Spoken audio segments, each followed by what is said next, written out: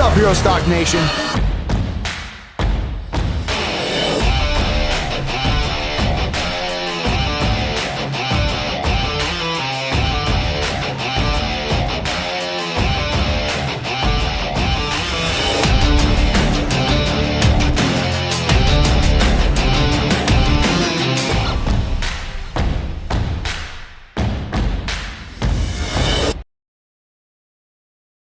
Hey everyone, welcome to the Round Table. We're Heroes Talk. During the month of December, we're putting the spotlight on several of the business owners and supporters of Herostock who bring Christmas gift ideas, which we think will make great hero stocking stuffers. Last time we had something for the beard growers, thanks to Kevin Gowron and Doc Goodbeard Beard Care Products. And of course, with a little help from my co-host, Matt Jones, who I'm going to introduce right now. Matt! What is going on, Tommy? Hey, man. We are back. I know. You know what? And I got something for us because you and I are both guitar players, right? Yes. Well, I mean, I remember. I guess I could say I'm a guitar player. You were with me at Herostock Ashland, picking and grinning with me. But hey, we got something special for musicians, specifically guitar players. And, God, we're going to talk about the crossover pick system from Strum-n-Comfort with Greg Atkin, who's going to join us in just a moment. Okay. Now, as guitar players, I don't know about you. For me, I do play with a pick, and I like to play loud. Sometimes I like to just kind of, hit the single strings, play chords. Sometimes I lose the pick. Sometimes I drop it, or sometimes my fingers just get tired. I have to set it down and let it, let it get a rest. Finger style. What about you? Or do you come into the same thing? Or what kind of player are you? Are you a picker? Well, I would say that I kind of dabble in both. I do like to do a little bit of finger picking. Learn some new patterns. Mm-hmm. Predominantly, I would say a majority of the time I play with the pick. I think there's a picture of me at Herostock trying to turn my guitar around because I dropped my pick inside the guitar. So. Well, yeah, that little thing, man, I tell you what, it escapes me sometimes. I'm with you. Don't you hate dropping it, too? It's kind of like, oh, I guess I'm going to play with just my fingers. Well, we've got quite the stocking stuffer tonight. And before we go any farther, let me go ahead and bring our next guest, Greg Atkin of Strum-n-Comfort. Greg, hello. Good evening. Hey, it's good to see you. Oh, great to see you. Thanks for having me on. It's an honor. You bet. Now, I remember one of the few times that I ran into Greg. It was at the NAMM show in Anaheim, California. Exactly. And I know that when I ran into him and he had handed me a number of his pick system products, I've got them still. And I do have questions for you tonight, Greg, about, the versatility behind these. Maybe you can tell us even more about the idea. How did it come about? Got a lot of stuff to cover with you tonight, so thank you for joining us. First of all, why don't you give us a little introduction about yourself and then tell us a little bit about your company? Okay, well, again, my name's Greg Atkin, and I've been working with the pick system since about 2001, something like that. Actually, before that, just as a living room guitar player, I was in the computer network support business for 30 years with a partner and transitioned out of that in 2006 and went full-time to develop music accessory products, not just the crossover picks, but other things too. But I was very fortunate to find a fingerstyle group here in Southern California in Anaheim called the Association of Fingerstyle Guitarists. And I went to their convention and I had some crude prototypes, and they really embraced me and were very friendly and helped me kind of work the bugs out of it over the next few years, and including going back to the Chet Atkins Appreciation Society convention in Nashville, where all the thumb pickers are. So we went back there, and they embraced me pretty well back there too, and helped me develop it further until the product that it is today. So you are a musician, is what it sounds like, and you also have a background with technology.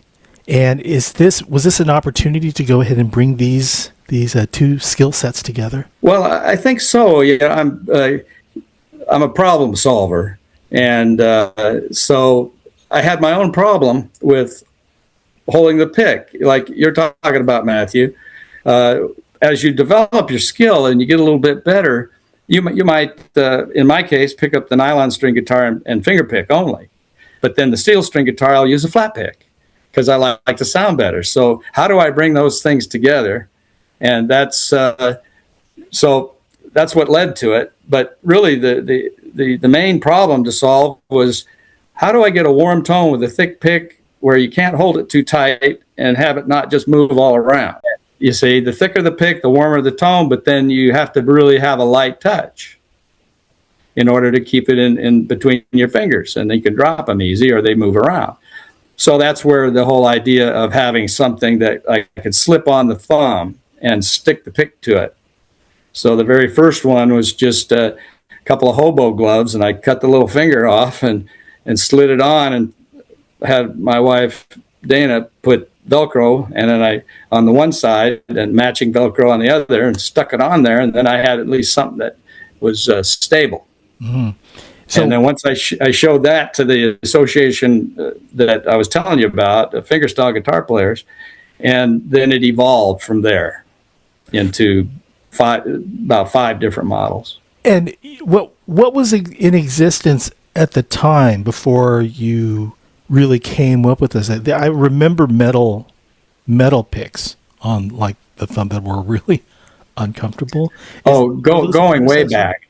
Yeah, going way back. You had the very kind of rigid thumb picks, that you've seen, real long stems coming off of them, and people would carve them down and put them in hot water and bend them to make them fit and do all these things to make it work. Then some of the great innovators, I think, was the Herco thumb pick, and then Fred Kelly is another. I ran into him just looking at patents, and then when I went back to Nashville, he was like the king of the thumb pick. All the top guys were using his thumb pick.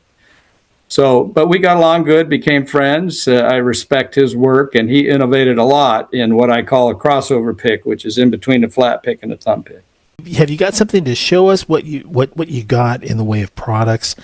I know that, again, the packages that I have, I see that they are, there's the signature crossover pick, which is obviously tied into professional musicians who use them. Right. But there's the term shark pick. I mean, these are questions that I've got, right? Well, that's my marketing head. My technology business that I was in was a small business, so I wore a lot of hats. And I love thinking about marketing and people out there and what do you do to be memorable, So I had the flat pick itself evolved in such a way where it has a little notch to help the material kind of lay back a little farther. Mm-hmm. So to me, it kind of looked like a tooth, and then that beautiful pearl celluloid. Oh yeah. Just reminded me, well, okay, shark tooth is good. And then my son did the little diagram for me that I print on there. The artwork. Yeah, he's an artist. That's really cool. So that shape, that's a custom shaped pick, and I sell the flat picks too. And I've got a really nice following in with the jazz guitarists with the thicker gauges. The top jazz guitarists use the picks, and I have some signature flat picks that I do for different jazz guitarists. Okay, so there was something that the pick was mounted to. Is it glued on to? I'm not sure. Is this twill? It slides right in there. Yeah, this is the shark tooth traditional. So you think regular old-fashioned thumb pick goes right around the thumb, perpendicular to the thumb line, and then you can pop the tip of the pick out and then peel it away. It's two pieces. So this is a neoprene, very thin, very lightweight, very lightweight, super comfortable. And then this is the pick strap assembly, and I glue the pick to the strap. Okay. But in every product, I sell them in dual packs like this, To the So same. you get a medium and a heavy Is that for every package, or this is just like for the dual packs. Okay, I remember you telling me this a few years back. The dual pack. So Just one last thing too. In the back of the package, it comes with an extra strap with no pick. You can put, if this didn't have a pick on it, you can set it in here like this, and then take any favorite pick of yours and put it in there. This one's from this guy, Scotty. Scotty Hastings. So I've got 3. I got one of those. You gave me one of those. So it's 3 pieces. So you've got the neoprene, and then you got the Velcro, and then you've got a pick. Now, say for instance, okay, I want to use this pick. Okay, it didn't come with the system itself. So what I have to do is I insert the pick into this neoprene, and then I slap. Well, put the hook Velcro on the neoprene first. Oh, just adjacent to the hole, so it makes a complete loop if you put it on the thumb, and then there's no pick in there yet. Got it. Oh, I just dropped it. I'll use another pick. I'll use this pick. Dropping picks. I'm not sure what that. Yep, there you go, dropping picks again. All right, so now I've got it assembled, and now it's just a matter of. Yeah. So here, if you have it assembled like this, then you grab it like you would any flat pick, like you're going to go play right now, and then you bring over the hook Velcro first, straight over, because it's the traditional. So it just goes around the thumb straight, and then you bring this other side over, like that. That looks like a custom fit. I mean, it's not going anywhere either, is it? It's very comfortable, and it's rubber liner. So the rubber offers friction, so it doesn't want to slip even when you get a little sweaty. Yep, and this is a medium pick in here, but you get a medium pick and a heavy pick.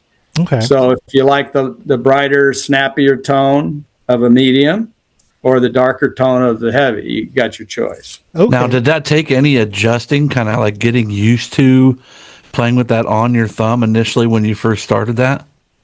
Well, yes. The thing about it is you have to have a target melody that you really want to learn, or something that you've been playing where you'd want to expand the arrangement, have some strumming, have some flat picking, have some finger picking on the fly. Yeah. Now, that gives you the motivation to go through the learning curve. Okay. That's for sure. I was there was an interview, not so much an interview, it was almost like a product review that I saw online. And the gentleman was actually going through the paces of playing fingerstyle, just strumming along. And I was really impressed with just what you're able to do with that. Now, there is some learning that's going to be involved with the holding of the pick and actually, hitting the right strings and making the proper tone with it. So think of it as a tool. It's like, you know what? I want to try this with the pick. Maybe, hit a little harder on the low notes, and then maybe even use fingerstyle on the fingers just to give it that different sound.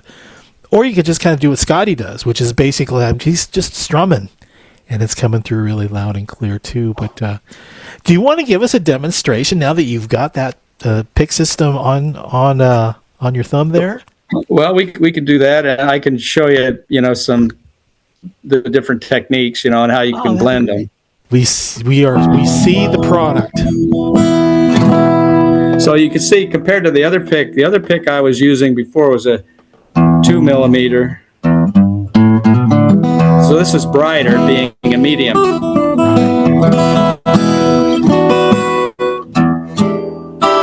So just strumming, and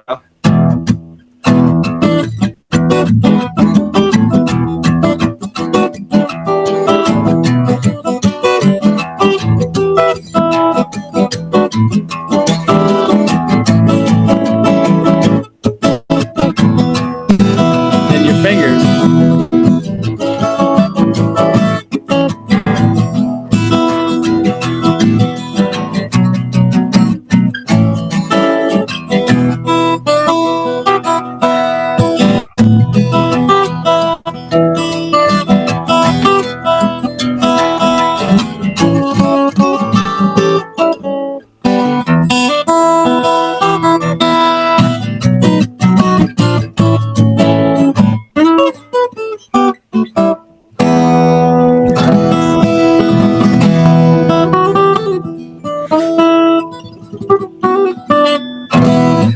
you go. Yeah. Okay, well that settles it right there. I got to Great. get me some. There you go.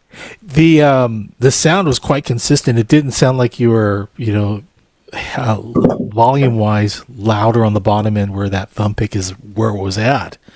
And you were even doing these, these fast runs on the high strings as well too with that pick. It's The neat thing about the pick for fingerstyle is it brings out the bass volume. Mm-hmm.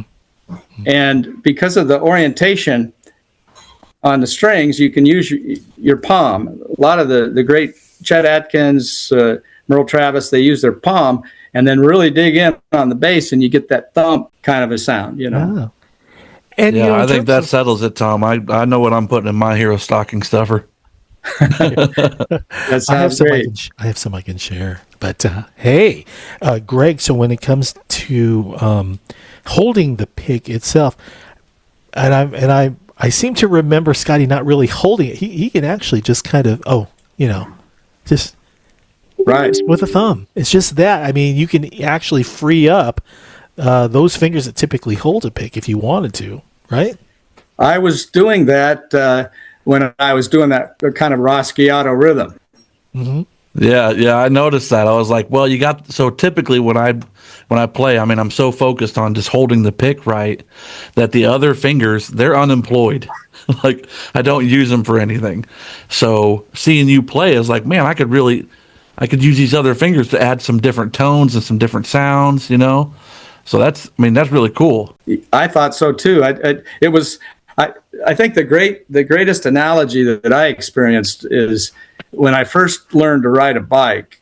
I remember in front of my house in Long Beach, and my dad pushed me off, and I started pedaling and I'm balancing, and that exhilaration. The first time I went on a guitar and I was doing a strum rhythm and then just went into finger picking on the fly because of my innovation that I was working on. That I had that same kind of exuberance, Yeah, that's amazing. Now, are the picks that you make primarily for guitar players only? Well, it's interesting because when you look at the signature picks that I've developed, which are mostly singles as opposed to the standard package, which is a dual pack. So I'll just go through them real quick and show you each artist and the different instrument they play. Yeah. So we saw this one. So that's the Shark Tooth Traditional.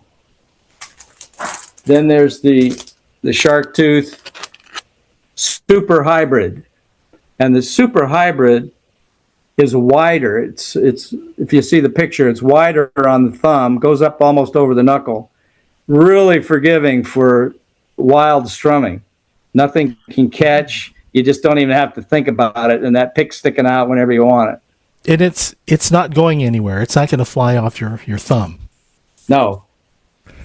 And then for the people that they just want lean and mean, the Kodiak. You see, that's a much leaner strap. Mm-hmm.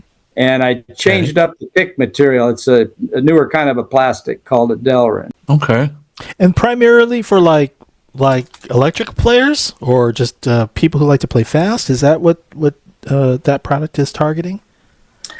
Well, I do. I think I have a little bit of something working against me in how it looks on the thumb. Some people might be a little bit feel compromised having something heavy on their thumb, and I got onto that idea when I first went back to the Chet Atkins Appreciation Society convention, and there was a great picker. It happened to be actually Tom Bresch, Merle Travis's son, and he liked what I was innovating and said he'd use it on stage on the Saturday night show for a couple of songs, playing his dad's music. And when he got on stage, he said, he held up his thumb and told everybody, check out my new thumb pick. Nothing wrong with my thumb. So why did he have to say that? Kind of like a Band-Aid or something. Yeah. And then he was kind enough to mention the product. And that's awesome. That really was exciting. But now you come into obviously a number of people who are in the industry, these musicians who, who've obviously tied their name to one of the signature products. And let's see, the first one that I see here, Philip Bino, who is the, you want to tell him? You want to tell everyone? He's the bass player for Steve Vai, and he's in many other bands too that travel the world, because Steve's not always gigging, you know. I'm just curious how you came into Phil, and how is it that he said, "Yeah, put my name on that pick"? This is very important. What we're doing here, what you guys are doing, talking to people, it's personal. It's spreading information. And I had met a great guitarist who was. I was at a jazz gig that was every month. I think they had it up in Hollywood. John Pisano, jazz guitarist. And I met Brad Rebuchin, who was Ray Charles's last guitarist. Mm-hmm. And I gave him some samples. And he teaches in Pasadena at the music school over there. I forget what street. And so he didn't take to it, but Philip taught there. So he gave it to Philip. And Philip started using it and really liked it and contacted me, and then we became friends. And evolved then when I started to think about doing signature picks. So he was one of the first, actually. And you have a number of signature picks. You have I want to say a steel guitar player.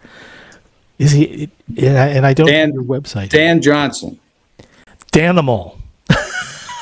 Danimal.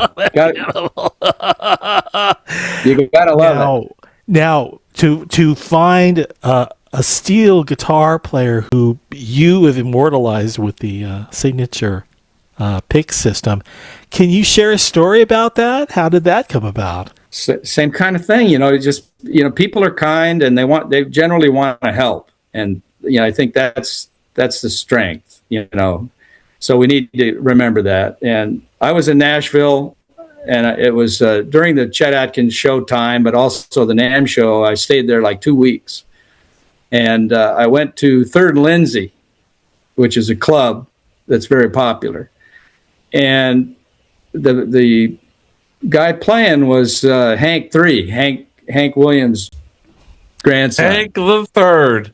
I play a couple of his tunes as covers. I love that guy. Big fan. Yeah, he's energetic, let me tell you. And so Dan was playing guitar and steel guitar for him.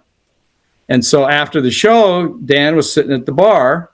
And so I just went up and introduced myself. I mean, when you're in business and you have a product, you have to go talk to people, Yeah. That's how it works. And he was very kind, and we became friends, and he traveled out here with Hank 3 and played locally, and had me come backstage and got to see the show. That's another one of the benefits that happens. A lot of free shows.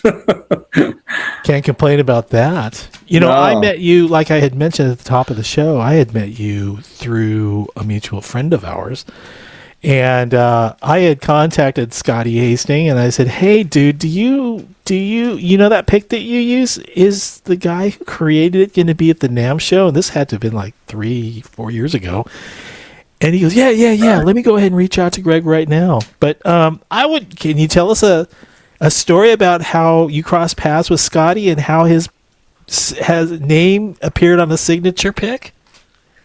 Well, that he found my product out there in the universe, and after his injuries, being shot so many times, he had weakness and numbness in his right hand, but the guitar really uplifted him, as you know, and so consequently, after contacting me, then I sent him a bunch of samples, and he had different things to try, because I had the Kodiak, I had the Shark Tooth, and then we finally settled on something. And I like to make things a little unique for people, so I had these older black straps left over that I was not putting in production anymore, and I said, well, he liked it. He liked the black, and so I had the picks made with his name on it. And he liked it, and uses it when he can, when it's appropriate. Sometimes he's just singing. Well, on his videos, he's made it known that, hey, he's using the Strum-n-Comfort pick system, and of course it has his name on it. So how can he not? But no, I enjoyed watching him actually making use of the tool that you made for him. And you get one Scotty Hastings crossover pick and the extra strap in case you did want to use a different pick. Yeah. And then you get an extra collectible one in the back. Oh, gosh. Oh, nice. That. I'm sure I have it. I think I have it in my my bowl of picks here somewhere. Let me ask you about those customers who have used it. Have they come back to you and shared their experiences with you? Better players, or maybe just some great things about the product itself that's helped them? I have received some really wonderful testimonials, and some are published, on my Etsy site. When they have the opportunity to pick how many stars, that you're going to click on, and then they'll write something sometimes. But I've gotten emails too with, and right from the very early stage of the product development, I started to run into situations with people that have some kind of a disability. And over the years, as my engineering background came to play, and I've made picks for people with prosthetic arm and just a prosthetic thumb, or a young guy when he like 10 years old, and he was born with just a little bit of the arm past the elbow. And I made a pick for that part that goes on here, because I can make that neoprene. It's very elastic and viable. A weird story. A guy contacted me and he said, my son, in 2 weeks, he's supposed to have his guitar final for his high school, and he broke his right arm. Oh no. Wow. Oh no. So I made something with what he had available to use to hook it on, and he ended up doing his recital and got through it okay. So oh wow. Look at you, no man. problem too big. No problem too big. So that's been kind of neat, and even professional players that had an injury. I had a couple of situations where one guy was changing a pane of glass and cut his thumb really bad, and he had it all wrapped up, but he couldn't make a living now. He was a teacher at Musicians Institute, and so he was able to at least get through some of the lessons and so forth he was doing. And then another guy got bit on the thumb by a spider and let it go, and it got it all infected. And so stuff like that, Yeah. Hey, I had a student who definitely was having problems with not able to really hold his hand in a position that could really play the guitar that easily. And then when I showed him, one of the picks that you gave me, I said, here, put this on. Let's see if this will help you out. Not only has he gone on to graduate, but now he is playing with other musicians, strumming and just having the time of his life. And that pick system made all the difference. So, well, that's wonderful. Sometimes it's just to get you through something. But then if, like I was saying earlier, if you have something you want to learn that is facilitated better with the product, with the pick, then, whenever you're going to play that kind of stuff, you want to have it. For sure. Yeah, it's definitely a tool you can put in your toolbox.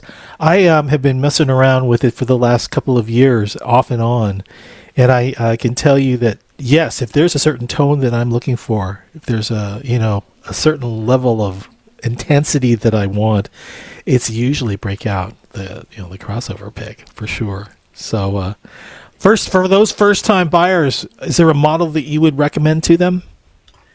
Well, the two shark tooth models are the most versatile, the traditional and the super hybrid, because you can put any pick in it.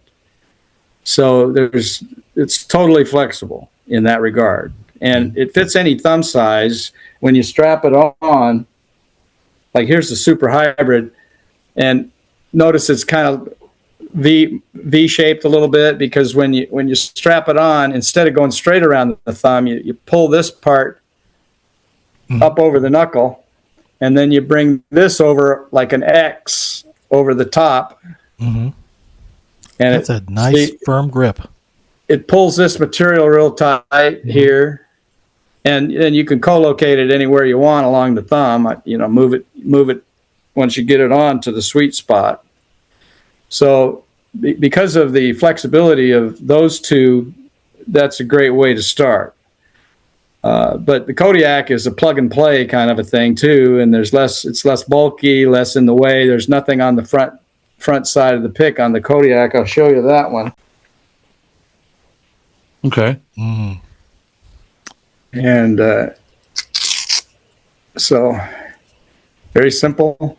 Yeah. And these come apart. It's two pieces, just like the others. So you grab it like you're going to flat pick with it, and then this comes straight over, and that goes that way. And then you can trim these with scissors. Customize it. So that it fits smooth, And so, I like the matter of fact, the pick I was playing with earlier comes out the front like that, but uses the neoprene. So it's kind of like a hybrid of the two. And this is going to be a new product. It's got a 2 millimeter. It's a resin, epoxy resin. Wow. Yeah. The pick itself. But is that what we're looking at? What's that? Yeah. The pick itself. It's a thing of beauty. The pick itself, but it's glued to the strap, and it has a real stealth wrap that works just like the Super Hybrid, but there's nothing I cut off the material on the front side. Mm-hmm. And then I hand carve this picking tip,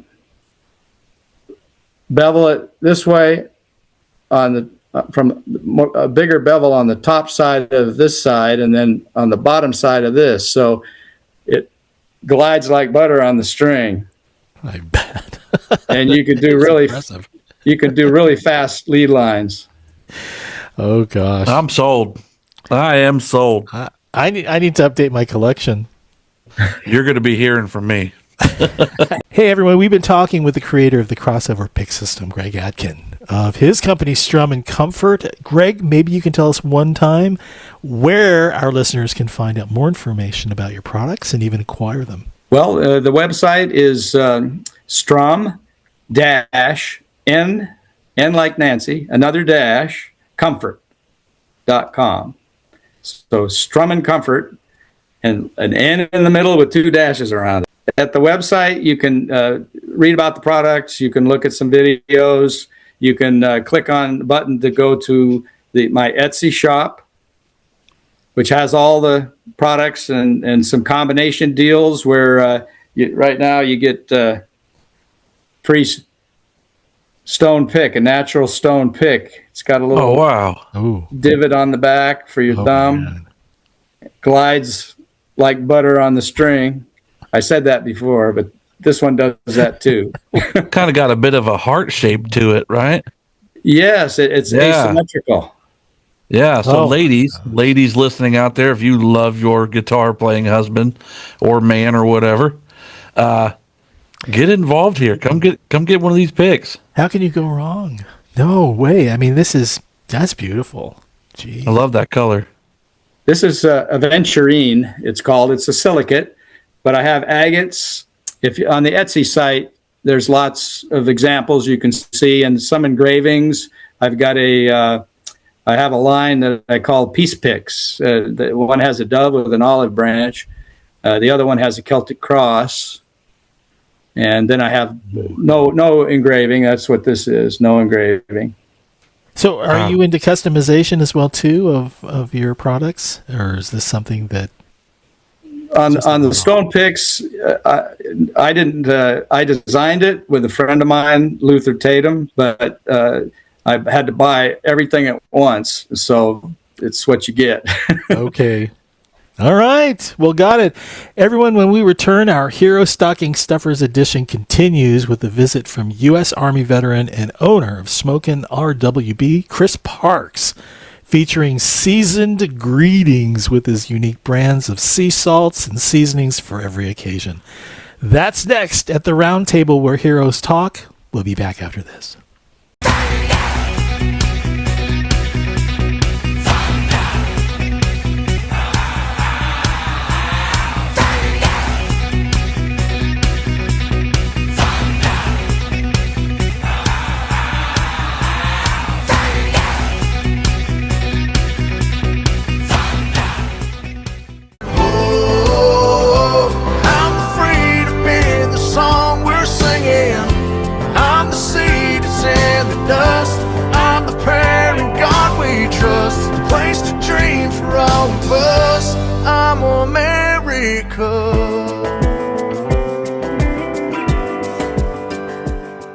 Thanks for taking time out of your day to listen to some of the entertaining and often enlightening heartfelt stories told by our veterans, first responders, Gold Star family members, and supporters of the HEROSTOCK mission, including our sponsors and nonprofit organizations that collaborate with us.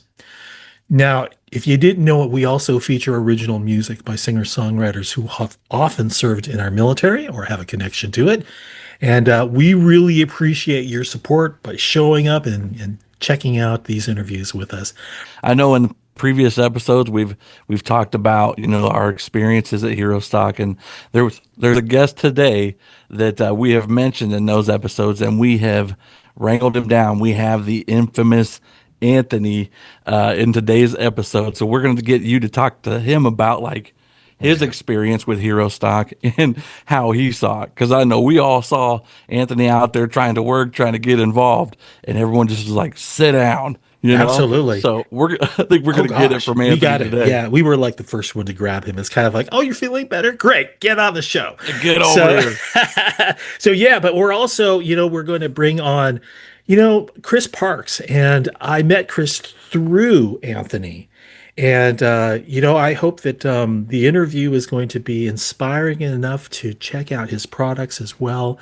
But let's go ahead and bring them both on right now. Anthony, hey, man.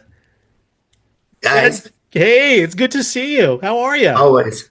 I'm great. I'm here. I'm live promoting HEROSTOCK. Got to go to HEROSTOCK.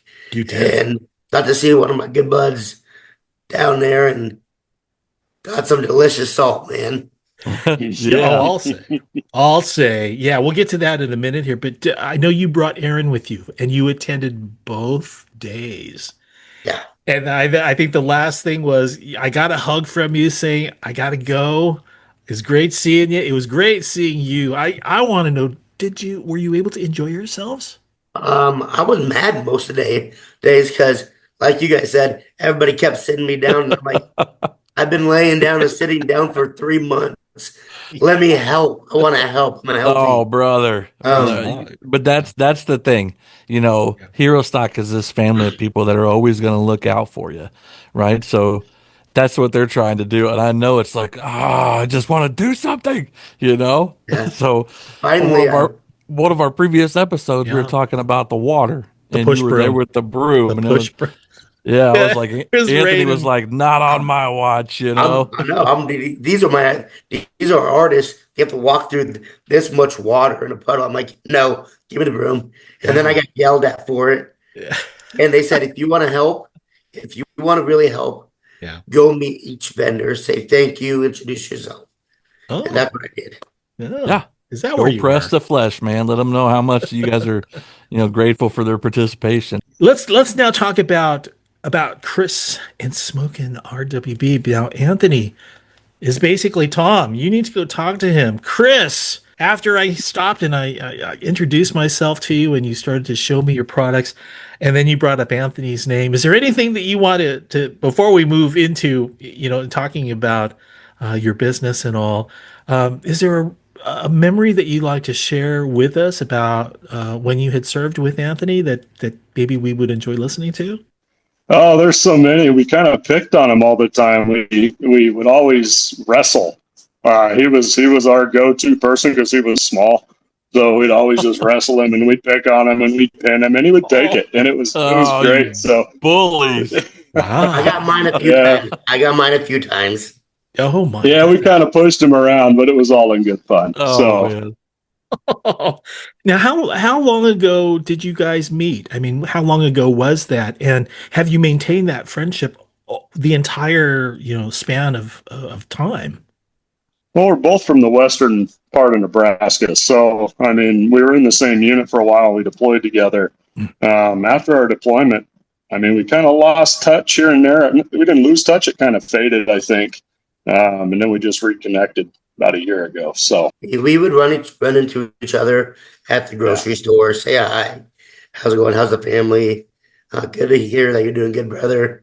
And then one day, he called me up and was like, "Hey, I got this new product," and I'm like, "Cool, let me swing by. I'm free. I'm off."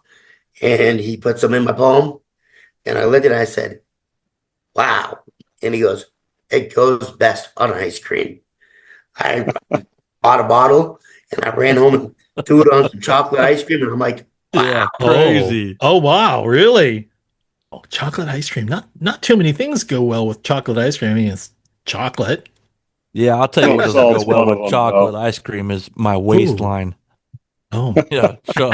I'll destroy some ice cream. well, I have to, say to Anthony, it's like, did I read that you bought mass quantities of Chris's product? You walked away with more than a dozen, I think. But I literally way just more than a wanted to dozen. sign.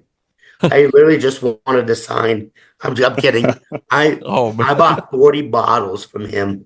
Some You of it said 40? smoked out 40. 4-0. 40. Not 1-4. Yeah. Not 1-4. 4-0.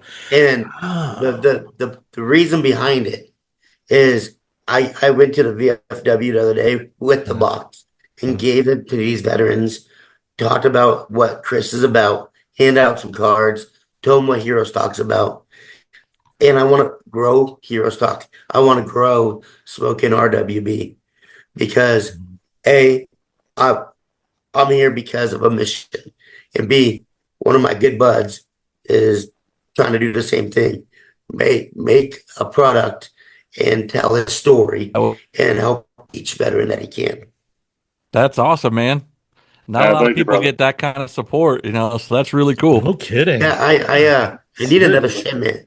I'm down to 5 bottles. Oh gosh! Wow. Holy Hey, cow! didn't you just? We got you hooked up, man. Good grief! All right, Anthony, we're gonna go ahead and we're gonna just put you on hold for right now, and then enjoy. What is it that you're drinking? Doesn't include like anything with seasoning in it, does it? Or maybe it It's does. hot mint tea to help my throat. Very good. Hey, we're gonna let you go ahead and step aside for just a minute here, so we can go ahead and talk with Chris and find out more about his business. So Chris, let's talk about your business. Why don't you give us the name, the location, how long? Maybe just give us a profile of your business, I should say.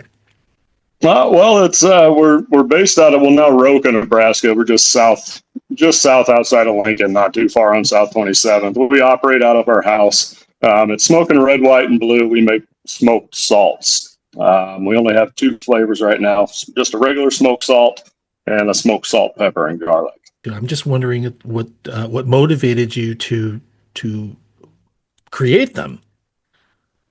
It was kind of a mistake, and then I took it to work and gave it to people, and they're like, "You need to kind of sell this. You need to make this," and so I kind of pursued that, and I did. So, Chris, let's talk about your business. Why don't you give us the name, the location, how long? Maybe just give us a profile of your business. The response you got, was it what you had expected? No, not at all, because 95% of people have never heard of smoked salt, and they're like, "What? Smoked salt?" And then they try it, they sniff it or whatever, and they're like, "Oh my gosh, like, what is this stuff?" And then you tell them more about it, and they're like, "Okay, I've never heard of it." So it's not new, but it's not common. What gave you the incentive to say, you know what, whatever you were eating at the time, or whatever, wherever you were at the time, was kind of like, I would love to actually try this combination of ingredients out to give it that taste that I'm looking for. Do you recall what that might have been, or where you were at, or where you ate, or what you might have been eating? Not really. I mean, salt's just kind of a universal thing, and we found the idea on Pinterest, and then I tweaked it and kind of made it my own. But and then we made that salt, pepper, garlic because that's the more common, for everything. You can't lose with that. So, you can't lose with that combination. It's kind of what we thought. And salt, I mean, you can't go wrong with salt. There's salt in everything, and salt just brings out the flavor. So. When it comes to working with ingredients, how do you do that? I mean, I envision like a chemistry lab. It's kind of like a little of this, a little of that, shake it up, and then throw it on chicken, fish, beef, whatever. Is that how that works? I mean, it's just we use a kosher salt right now, and I smoke it in small batches on my grill for about 4 hours, and I do about 3 pounds at a time. So it's kind of slow and very, very time consuming. So it's really to get that smoke flavor buried up in that salt to kind of, for those people that have had the smoked salt, they know exactly the flavor profile that I'm talking about. So it's bursting with flavor. So, and when it comes to getting the ingredients, I mean, I think of like rock salt, like bags of rock salt. Is that how you go about getting your ingredients? Just take just a coarse kosher salt is all it is, and I put it in a mesh metal pan, and I just smoke it on my grill, pull it off when I think it's ready to go, and it's. And the testing process. What do you usually break out, like the burgers or pork chops, or I mean, how do you test that this is exactly what I wanted. This is how I wanted it to taste. What's the testing like? Like a big what's that process? And brisket. Does it involve friends? Hey, I decided I've got a new, a new ingredient set of ingredients. I'd like you to come over and test it. Is that something? It does happen that way. Yeah, it does happen. If we get new products, we got our select people that we use to test. As far as knowing like when the product's done, I've done salt by now. I can just kind of tell by the color of it. I'm a big presenter of the colors, so when it's golden brown, she's ready to roll. So does it feel like you're succeeding with what you set out to do? Is this something like, I started with this and now I've got more people coming in and they're really digging what I'm doing? Is that what's happening? Or is it like, there's still some things that I want to do, make it better? There's a lot that we want to do and that we want to tweak and get, make different in that. But yeah, so far it's been a success. People love it. And we made a footprint out west. People were looking for us at one of the events we didn't quite make it to out there. So that made us kind of feel good. People were asking about us and we weren't there, but yeah. You feel good for a second and then you feel bad, like, oh man. Yeah, it's like we missed you. I'm sorry. We'll have to get you on the next one. But yeah. So you have 2 products. I walked away with both of them, by the way. You did. and I did try them on chicken. And it was delicious. It was awesome. It was just awesome. But why don't you tell us the names of both products that people should be looking for? So we just have a regular, just smoked salt, and it's just called smoked salt. And then we got a smoked salt, pepper, and garlic, and it's SSPG. And there's a variety of things that you can put it on. And I did read your website, but maybe you can, and if chocolate ice cream, there's one right there. I'm going to have to try that out. So, but maybe you can kind of talk through some of this, or share some of the stories of people who said, hey, I tried it on this and this is what I got out of it. Are there any of those stories that you can share with us? So there's a lot. So the regular salt, I mean, it goes on everything that you would add salt to, anything, everything, meats, soup, salads, pastas, all that, but especially good on sweets, ice cream, cake, cookies, stuff like that. It's exceptionally good. The salt, pepper, and garlic, well, that goes on everything but sweets, pretty much, Yeah. So that's more of the meat blend for brisket, eggs, breakfast stuff, potatoes, veggies. I mean, for sure. the list is truly endless. I mean, And Asparagus. Man, you guys, Asparagus, I'm bacon getting wrap. hungry. I'm getting hungry now. oh gosh, wait, I know I am too. But I'm going to ask Anthony. Hey, Anthony, if you can come back online here for just a second and 40 bottles, dude. What have you sprinkled it on other than chocolate ice cream? Can you share? Can- Breakfast stuff, eggs, my potatoes. So I have a bowl like this big Uh-huh. that I put my seasonings in, mix them up for my brisket, and I use about half a bottle of SSPG in it. Mm. And I'm telling you right now, my neighbor said it's the best brisket he's ever had. Oh boy. Oh Nice. And yeah. so I know some smokers because of the smokehouse that we have. Mhm. And Bucknuts is one of the biggest supporters of Chris and the product. He now uses it in his competition smokes. So I'm thinking, you know what? Pork sounds like I think I want to add that to maybe roast pork or something. And with the holidays coming up too, now would be a good time to be like, start trying it on everything, and then for the family when they come over for the family gathering, have those extra bottles ready because you're going to want to throw that on whatever I Christmas actually am dinner. going to. I'm actually going to do it on our deep fried turkey for Thanksgiving this year. Mm. We're going to add Chris's mix into Mhm. our turkey seasonings, and we're gonna deep fat fry that thing out on the street. That's sounding awesome. You know, Chris, cookbook in the making. Add a tablespoon of this to that. Come on, you Fix know it. you wanna. Any plans for Heck something yeah. like? Yeah, I mean, for guys like us, it's kind of like just tell us how to do this and we'll do it. And as opposed to season to taste. There's always a pinch of salt. You can do that. It's like no. I personally Yeah, a little like to pinch have of it. salt never hurts. Oh yeah. No, it's kind of like no, I like the my dinner to be seasoned very well. So it's kind of like I'll just go ahead and make sure We that got Christmas coming around the corner too, so people can need some stocking stuffers. There's some Excellent dads out stocking there. stuffers. Yeah. Yeah. tell us your website again. Where is it that we can direct Herostock Nation to pick up some of your products? www.smokinrwb.com. We do Okay. offer free shipping. We ship anywhere in the U.S. for free. There's Let's do something the new coming out. Like, can you give us a it's like teaser? Something, let's Chris? here's There are some new ones coming out here soon. So yeah, and can you keep share? an eye on our Facebook page. Oh yeah, it's going to be a jalapeno one and a ghost pepper. So for Oh those my spicy God. people, Oh, yeah, yeah. I got a buddy out in western Nebraska who's growing ghost peppers and jalapeno peppers for me. So Oh, as soon as he said he's going to be shipping me a batch sometime this week, so we got to get the quantities right, the mixtures just right before we release it. But they'll be coming out very very soon. So You don't want it to Chris, come with a warning label like, hey, the ghost take a pepper is step going to back. have one Yeah. because I'm tired of getting stuff when people say it's hot and it's not hot. Yeah. This one's it's Suck going it to be up. hot. This one's going to be hot. Yeah. So, I do want to say something though.